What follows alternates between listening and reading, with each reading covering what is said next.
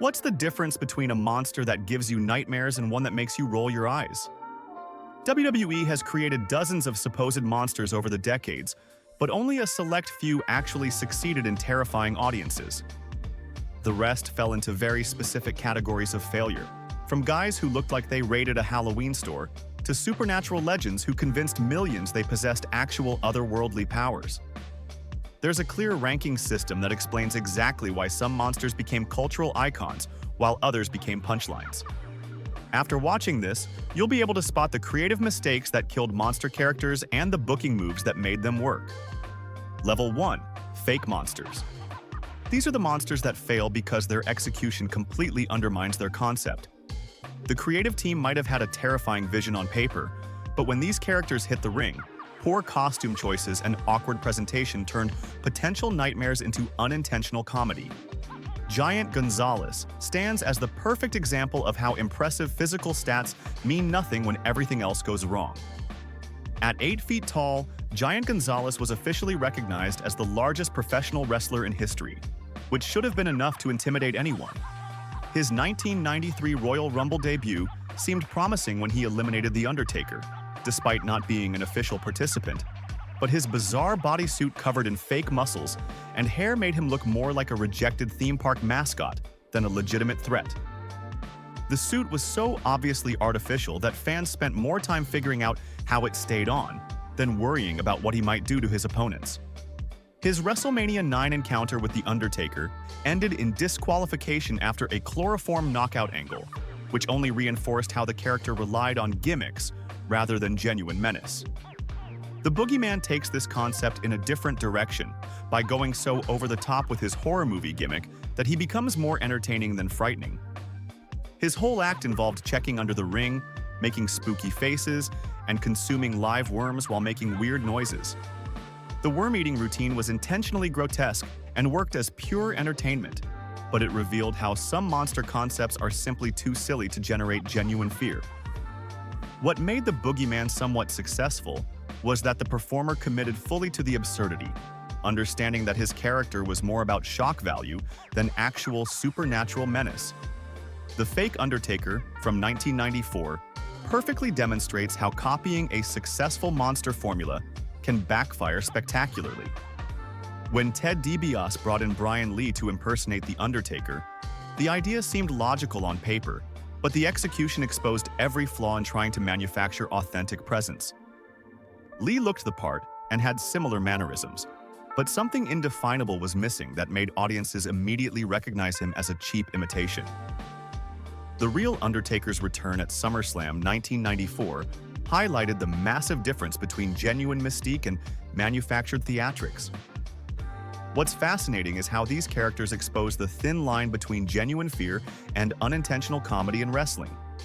The creative teams behind these monsters often had grand visions, but the execution revealed how difficult it is to manufacture authentic terror when every element needs to work perfectly together.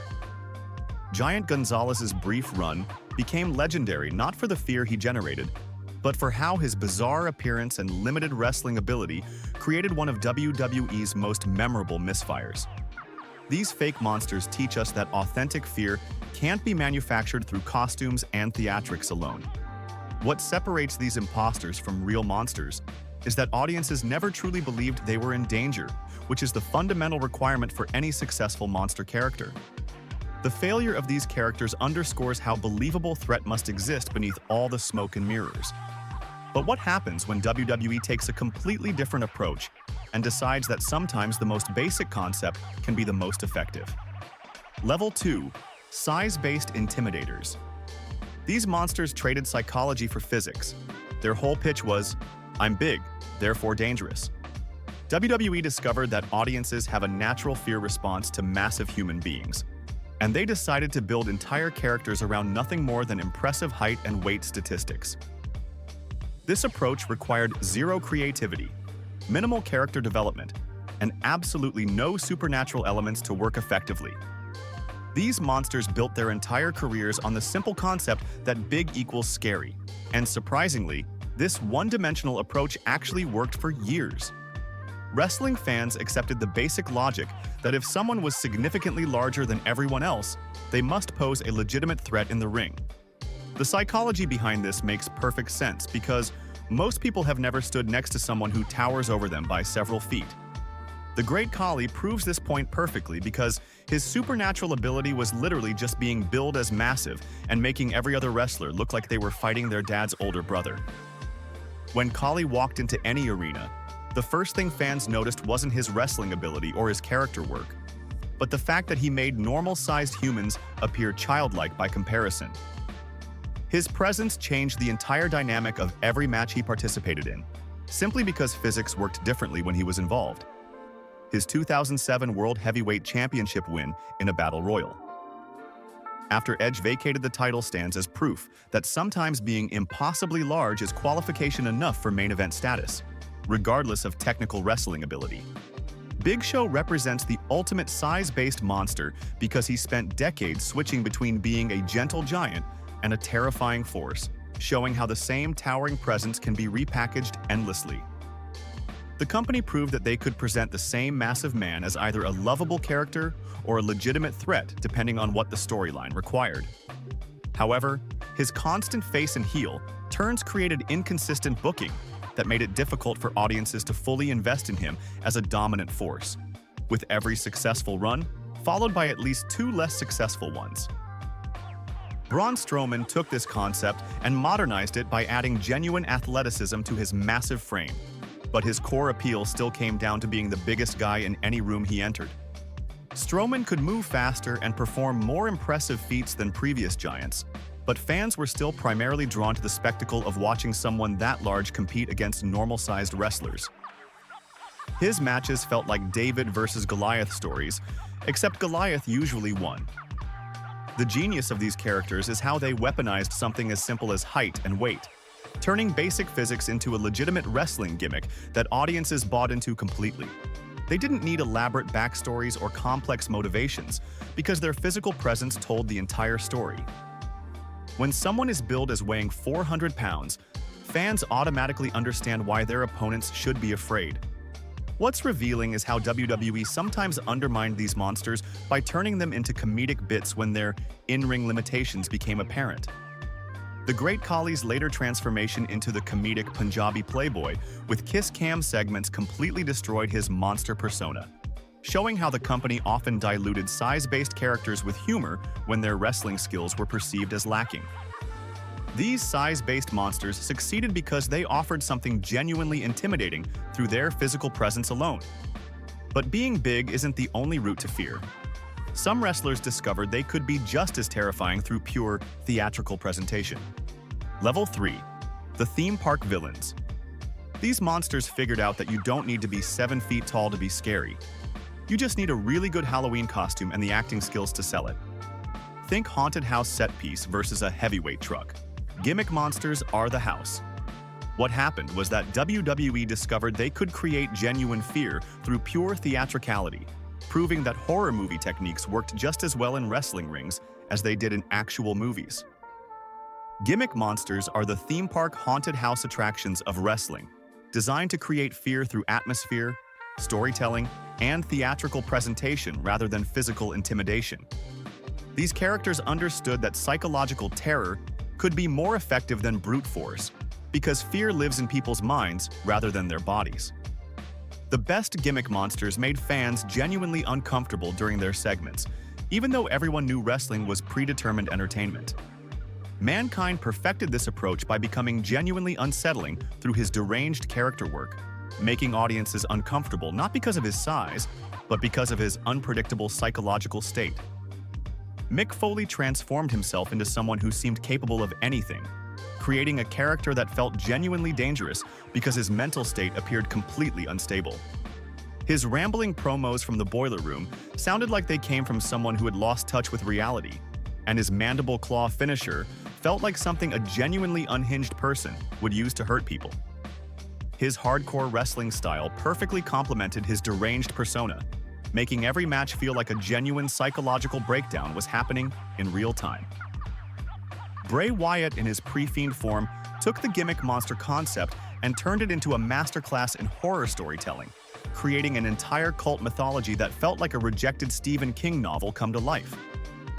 The Wyatt family compound segments transported viewers into a different world where normal rules didn't apply and anything could happen.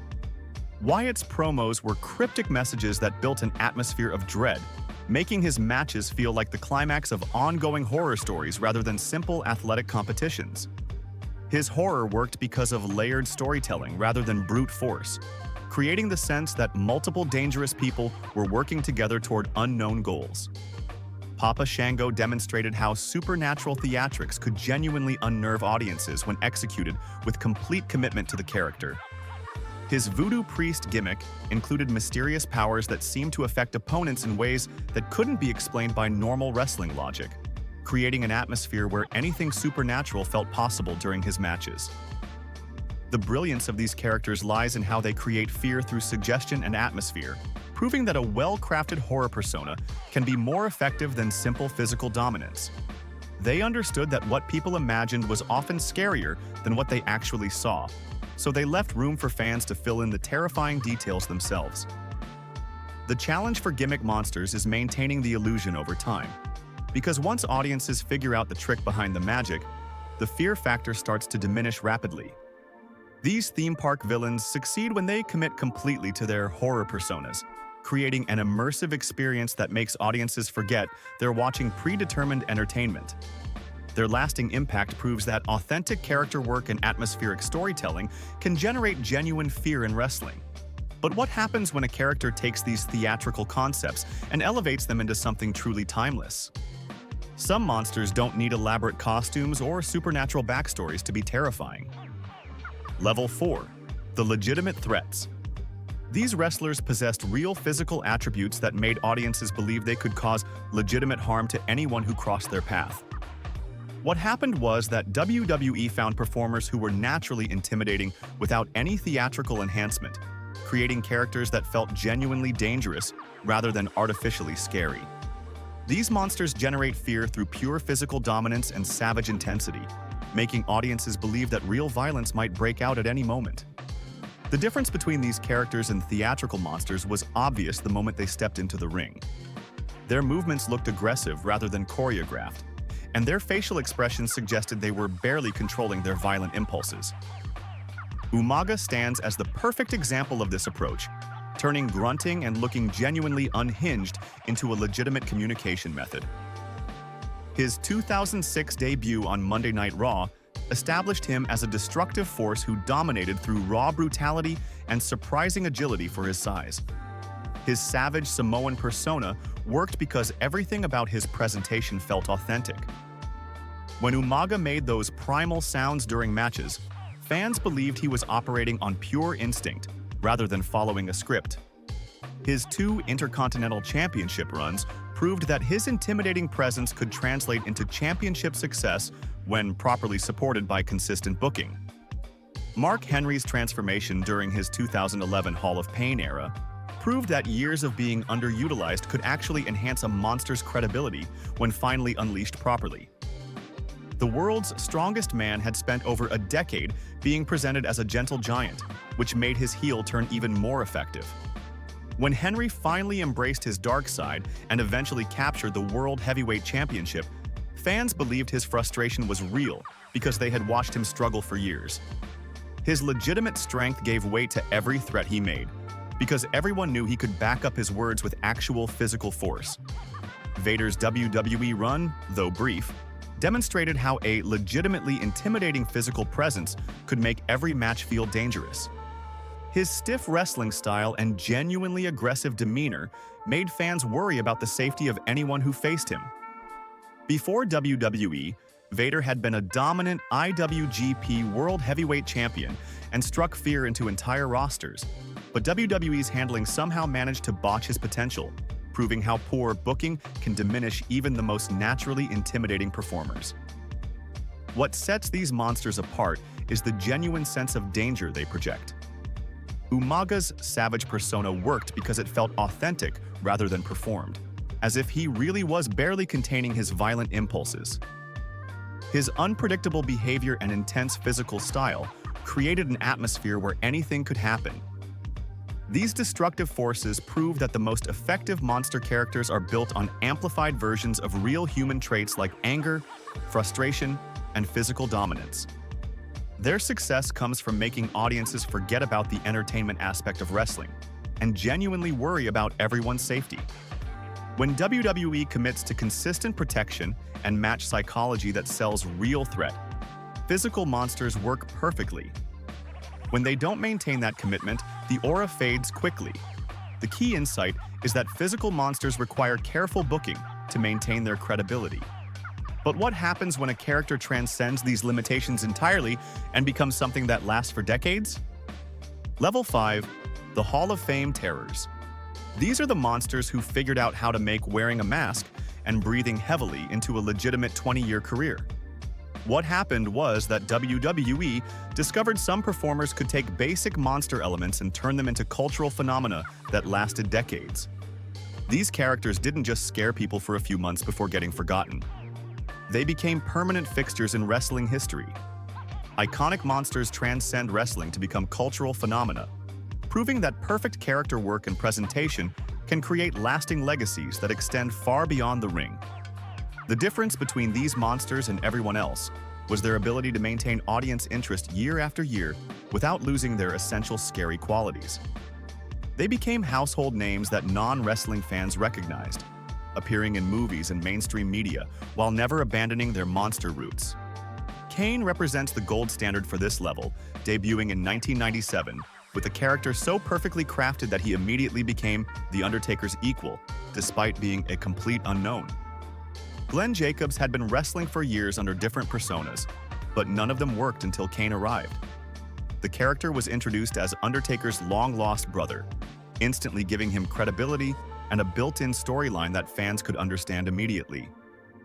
What made Kane special wasn't just the fire and brimstone theatrics, but the way his character maintained internal consistency and evolved naturally over decades while never losing his core monster identity.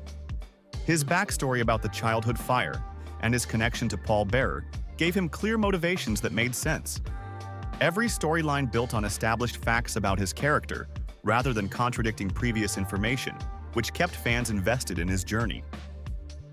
The genius of Kane's presentation was how it combined supernatural elements with believable human emotions, creating a monster who felt both otherworldly and relatable at the same time. He could summon fire and survive impossible punishment, but he also struggled with family relationships and personal demons that regular people could understand. This balance made him more than just a scary costume walking around the ring. Kane's ability to adapt his character through different eras while maintaining his essential monster qualities shows the difference between a gimmick and a genuine character creation. He worked as a silent monster, a talking villain, a corporate executive, and even a comedy character, but fans always recognized him as the same person underneath.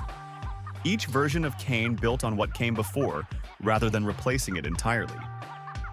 His unmasking in 2003 could have destroyed the character, but instead, it revealed how strong the foundation was beneath the costume, proving that the real monster was the performer's commitment to the role. Many fans worried that removing the mask would ruin Kane's mystique, but Glenn Jacobs proved that his acting ability and understanding of the character were more important than any proper costume piece. The longevity test separates iconic monsters from temporary attractions because Kane remained relevant and threatening for over 2 decades because the character had depth beyond the surface theatrics. He main-evented pay-per-views in multiple decades, won world championships, and stayed over with crowds even as wrestling styles and audience preferences changed around him. Here's what to watch for when a new monster is being built. Clear origin story, flexible presentation, and room to evolve without betraying established traits. Kane's template demonstrates that iconic monsters are built on perfect timing, flawless execution, and the rare ability to maintain character integrity across multiple decades and storyline changes. But some monsters take this foundation and push it even further, creating characters that operate by completely different rules than anyone else in wrestling. Level 6. Supernatural Legends. At this level, wrestlers convinced millions of people that sitting up after being knocked unconscious is a normal human ability that everyone should possess. What happened was that these characters created their own rules for how reality worked and somehow convinced audiences to accept that lightning strikes, resurrections, and presented supernatural abilities were just part of wrestling. These weren't just scary characters pretending to have powers. They were performers who made fans genuinely believe otherworldly forces were at work. Supernatural legends operate by completely different rules than regular wrestlers, creating their own logic systems that audiences accept as reality within the wrestling universe. When normal wrestlers got hurt, they stayed hurt. When supernatural legends took damage, they could recover through mysterious means that appeared to defy medical science. Fans learned to expect the impossible from these characters because they had proven time and again that normal limitations didn't seem to apply to them. The Undertaker stands as the ultimate example, spending over 3 decades making audiences believe he possessed actual otherworldly powers through nothing but superior character work and perfect presentation. His 1990 Survivor Series debut as a mysterious figure managed by Brother Love immediately established him as something different from regular wrestlers. Mark Calloway transformed himself so completely that fans forgot there was a regular person underneath the character. His ability to sit up after devastating attacks became his signature move, but it worked because he sold it with complete conviction every single time. The Dead Man's entrance alone took several minutes, but crowds stayed silent because they believed they were witnessing something genuinely supernatural. The Undertaker's WrestleMania streak became the ultimate expression of supernatural dominance, creating a storyline where his otherworldly nature had measurable, statistical backing over 2 decades. 21 consecutive victories at wrestling's biggest event couldn't be explained by normal athletic ability. It required supernatural intervention to make sense within the story being told. The Fiend version of Bray Wyatt pushed supernatural presentation to modern extremes, using audio-visual production and theatrical segments that made regular wrestling rules simply not apply to his matches or storylines. This wasn't just a scary mask and some spooky music. The Fiend was presented as existing in a reality where he could appear and disappear at will, where his supernatural abilities seemed to affect the arena's lighting and sound systems, and where his matches followed completely different rules than everyone else's. His Firefly Funhouse segments existed in a completely different universe from regular WWE programming, complete with their own characters, rules, and internal logic that had nothing to do with normal wrestling storytelling. Papa Shango introduced the concept of supernatural interference in wrestling, showing how curse-based storytelling could create genuine uncertainty about match outcomes in ways that regular cheating couldn't achieve. Charles Wright's voodoo practitioner character was presented as being able to make wrestlers like the Ultimate Warrior vomit black liquid or cause mysterious injuries without being physically present. His curses created storylines where bad things happened to his enemies through presented supernatural means rather than normal wrestling interference, though these angles could feel both scary and absurd depending on the execution.